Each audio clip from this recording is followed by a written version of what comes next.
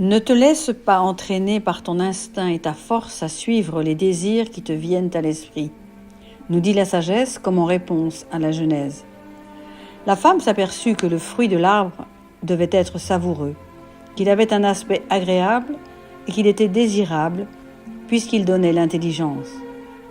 Elle prit de ce fruit et en mangea. Le plaisir immédiat, boulet de la société de consommation qui est si lourd à traîner que la place laissée à la réflexion, conduisant à la patience, est réduite comme peau de chagrin.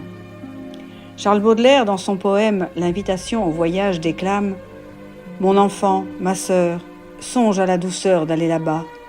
Aimer à loisir, là, tout n'est que luxe, calme et volupté. Prouvons avant la lettre que les propositions fallacieuses et les tentations d'évasion en tout genre de notre siècle ne sont que l'utilisation de nos faiblesses naturelles à fuir au lieu d'affronter. La passion, comme celle murmurée par Roxane au pied de Christian mourant dans Cyrano de Bergerac. Je viens, ô mon maître, vous me relèveriez si je voulais me mettre à vos genoux. C'est donc mon âme que j'y mets, et vous ne pouvez plus la relever, jamais. Que de mots, maître, à genoux, âme, ne sont-ils pas ceux avec lesquels nous devrions nous adresser au Seigneur, notre seul maître devant qui tout genou fléchit, afin que notre âme, elle, s'élève. Face à ces faiblesses quotidiennes, mais en revanche vers la paix intérieure, où seul le silence peut nous conduire, nous voudrions plus souvent nous être tus. D'où vient que nous aimions tant à parler et à conserver lorsque si rarement il arrive que nous rentrions dans le silence avec une conscience qui ne soit point blessée? C'est que nous cherchons dans ces entretiens une consolation mutuelle et un soulagement pour notre cœur fatigué de pensées contradictoires.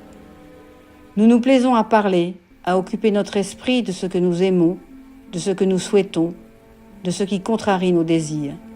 Il nous arrive d'être perdus, angoissés, incapables de nous apaiser nous-mêmes.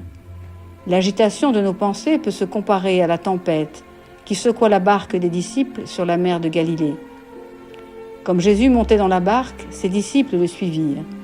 Et voilà que la mer s'agita violemment, au point que la barque était recouverte par les vagues. Mais lui dormait.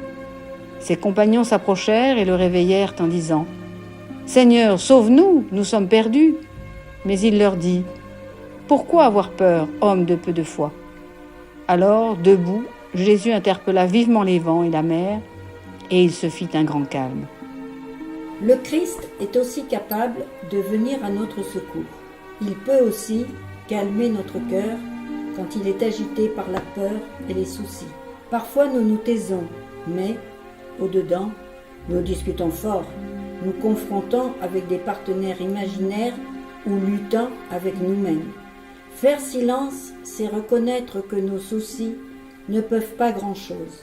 Rechercher Dieu avec opiniâtreté jusqu'à en garder des cicatrices est largement récompensé.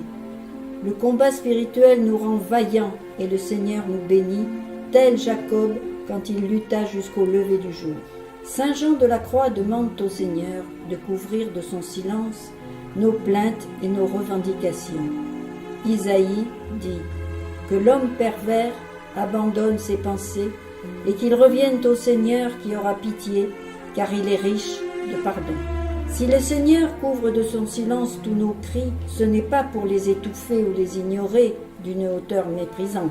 C'est que seul son silence, prenant à petits pas tout l'espace de notre âme, la comblera si intensément que plus rien ne nous manquera. Le soleil pose ses rayons sans élever le ton, la pluie arrose les fleurs sans que l'oreille n'en perçoive le clapotis, le silence absolu enveloppe le monde, laissant la place à l'immensité créatrice qui fait jaillir la vie. Ce silence dont Saint Jean de la Croix demande d'être couvert, afin de combler les blessures des fautes et des tentations, c'est la douceur de l'amour divin qui prend soin de chacun de nous, comme des lys des champs.